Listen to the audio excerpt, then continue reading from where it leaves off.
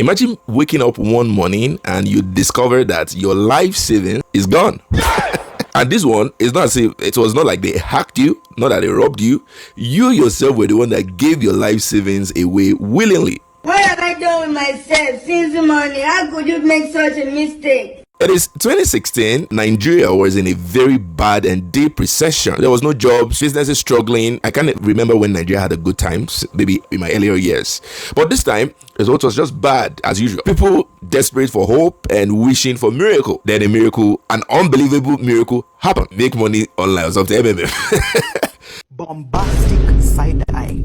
And the story of MMM was this. They promised something that was pretty unbelievable. You invest today and get 30% return every month. I'm not saying 30% per year. 30% every month. Don't need to do anything. They were not selling any products. They didn't have any physical office. They just had one website where you pay and you will get 30% and you're making money. Making more money. Now, the first set of people put their money in and they got their return as promised. Guess what? Everybody went to town, became an evangelist, began to tell their friends, tell their family, even some people in churches, they were convincing their members, telling the entire congregation. At the beginning, they were actually making money. They were making money from the MMM thing, all right? A lot of people invested, bankers. When it comes to very absurd profits, people can lose their senses.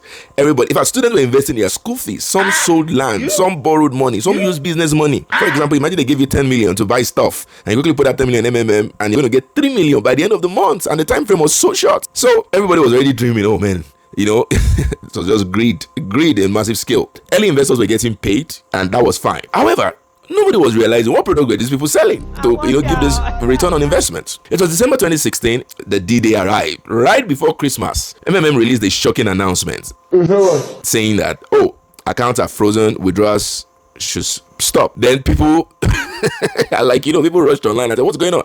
MMM people were like, they just froze their accounts, they're just waiting, they're doing some things, they will get back. All the money that was in at that point in time just held on to it. Okay. Now, that sudden miracle that everybody was expecting began to vanish overnight. For me water. For me water guy. The truth is that MMM was actually never creating any wealth. It was just building peer-to-peer payments method. So just simply using new investors' money to pay old investors. And when people stopped joining, all right, the entire system collapsed. Or when the founders noticed that they had gotten billions of naira hanging, waiting to get the profit back, they stopped and they cashed out. And a lot of families lost savings. A lot of people who were planning to start their businesses, their dream got shut down. Some people were chased out of school because they used their school fees to begin with. This is not a funny experience for so many people, all right? That Christmas of 2016 became a dark because people had plans for that Christmas with the money that they had put in. The lesson from this is when something is too good to be true, it's too good to be true. You must look at it because it might just be too good to be true. So always understand what products are they selling? What are they investing this money in? All right, that 30% ROI on investment every month was a crazy ROI, and a lot of people suffered for it. That's another business story for today. And something's too good to be true. Yeah, it might be too good to be true. See you in my next one.